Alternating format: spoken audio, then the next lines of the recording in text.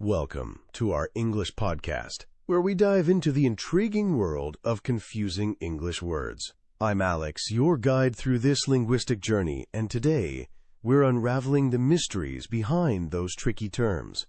As you listen, I'll make sure to explain any complex vocabulary and notable grammar choices right within the story. This way, learning becomes not just informative, but also engaging and accessible. So sit back, relax, and let's explore the fascinating nuances of the English language together. Welcome, dear listeners, to another episode of Unraveling the Enigmas, meaning mysteries, of the English language. I'm Alex, your host and language coach, here to guide you through the labyrinth of words with warmth and a touch of humor. Picture yourself settling into a cozy corner, the gentle hum of your computer, a comforting backdrop, as we dive into today's exploration. Let me start with a little anecdote, meaning story, that might bring a smile to your face. Once, during an enthusiastic conversation about literature, I confidently used the word prolific to describe a writer who had, in fact, only published a single book. Oh, the bemused looks I received. It was a reminder that even those of us who live and breathe language can stumble over its nuances. As I recount this, imagine the soft rustle of pages turning, each one a gateway to new knowledge. The rhythmic clicks of my keyboard echo through our virtual studio, a testament to the work we put into making language learning not just educational, but also engaging and enlightening. Curiosity is our compass on this journey. It leads us to question, to delve deeper, and to understand more fully. Today, I invite you to join me in unraveling these linguistic mysteries.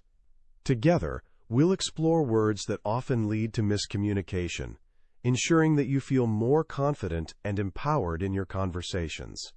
Imagine the significance of truly understanding the words you use. It can transform a simple exchange into a meaningful dialogue, preventing those awkward misunderstandings that we all dread. Language is a tool for connection, and by mastering it, we open doors to new opportunities and relationships.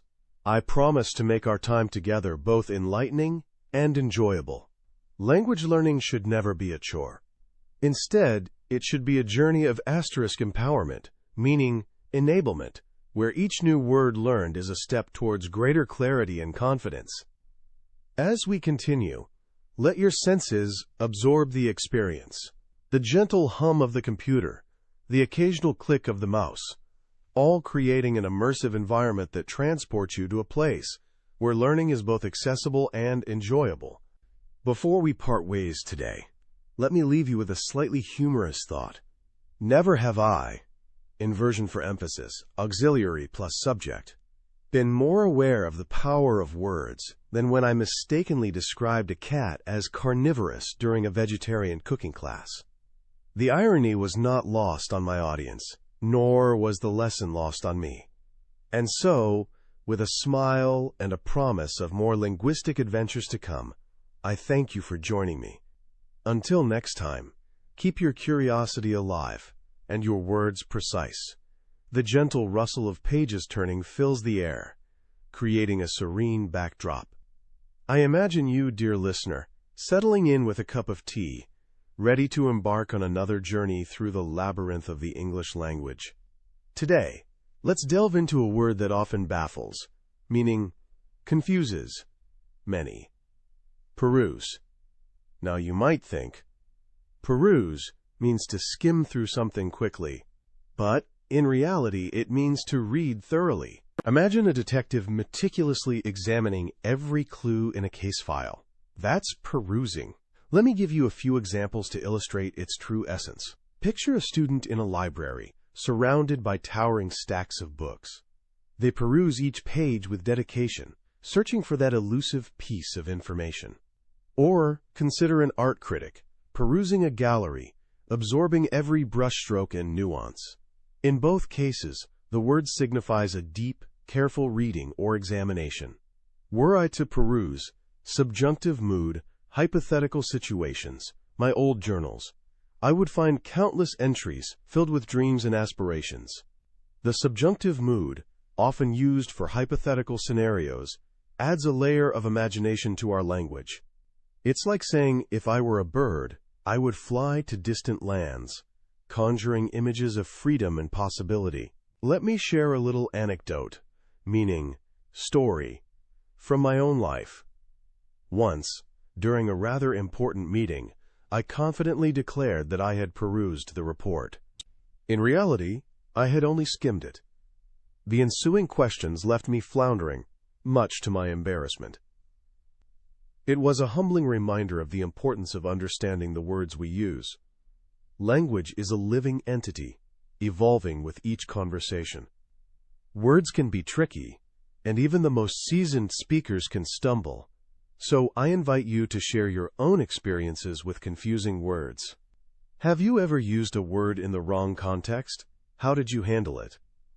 Your stories not only enrich our community, but also remind us that learning is a journey we all share. As we wrap up, I hope you found this exploration both enlightening and engaging. Remember, words are powerful tools. Understanding their true meaning empowers us to communicate with clarity and confidence. And so, with the sound of a page turning, we conclude today's session. Until next time, keep your curiosity alive and your dictionary close. The familiar sound of keyboard clicks filled the virtual podcast studio, creating a welcoming atmosphere. I smiled, imagining my listeners settling in with a cup of tea or perhaps a notebook, ready to embark on another linguistic adventure with me. Today we were diving into the often confusing waters of affect and affect doc. Hello everyone, it's Alex here, and today we're going to demystify, meaning clarify, two words that trip up even the best of us: affect and affect. Now, affect is usually a verb. For example, the weather can affect your mood. Meanwhile, effect is typically a noun, as in, the effect of the rain was a gloomy day. Simple, right? I paused, letting the examples sink in. Never have I seen negative adverbial plus inversion, auxiliary plus subject plus past participle, such confusion over two little words. I chuckled, hoping to lighten the mood. But that's okay. English is full of these little puzzles. Encouraging my listeners to practice was key. Why not try making a few sentences yourself? It's a great way to reinforce what you've learned. Remember, every mistake is just a stepping stone to mastery. I shifted gears, sharing a humorous story from my own past. Once, I meant to say that a friend's speech had a profound effect on me. Instead, I said it affected me profoundly, which led to a rather amusing misunderstanding. But hey, it happens to the best of us. I laughed, hoping to add a touch of warmth and relatability. Now, I'd love to hear from you, I continued, inviting engagement. Send in your grammar questions, or even your own funny mishaps, meaning accidents, with English.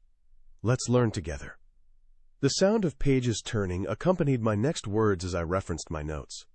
Remember, language learning is a journey, not a race. Take your time, enjoy the process, and celebrate each little victory. With that, I wrapped up the session, leaving a subtle hook for the next episode. Next time, we'll tackle another set of tricky words. Until then, keep exploring and stay curious. Sitting in the virtual podcast studio, I can hear the soft rustle of pages turning in the background. It's a comforting sound, almost like a gentle reminder of the language journey we've embarked on together. As I reflect on the path we've traveled so far, I am struck by how much we've grown, not just in vocabulary but in understanding. Language learning, I've realized, is much like experiencing an asterisk epiphany, meaning sudden insight.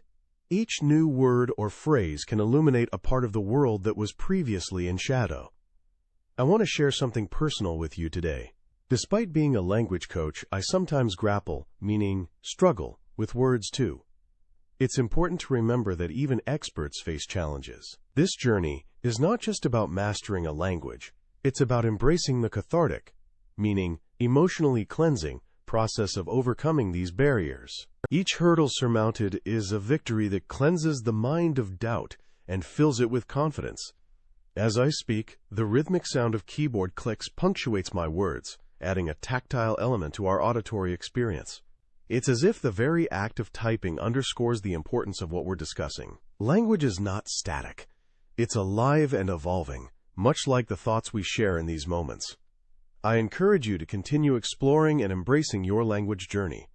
Imagine, if you will, the possibilities that open up as you expand your vocabulary and refine your grammar. Were you to persist, subjunctive mood for hypothetical, were plus subject plus infinitive, the doors to new cultures and ideas would undoubtedly swing wide open. Before we wrap up, I want to express my heartfelt gratitude for joining me on this adventure. Your curiosity and dedication are truly inspiring. Remember, every word you learn is a step closer to clarity and empowerment. As I sign off, I extend a warm invitation for you to join me in future episodes. Together, we'll unravel more of the mysteries that make English both challenging and fascinating. Until then, keep questioning, keep learning, and most importantly, keep communicating. The sound of the turning pages fades, leaving a lingering sense of anticipation. What new words will we discover next? Thanks for tuning in to the English Peak Listening Podcast. We're glad to be part of your English learning journey, from beginner to advanced. If you enjoyed this episode, subscribe, share, and leave a review. Keep practicing, stay motivated, and see you in the next episode.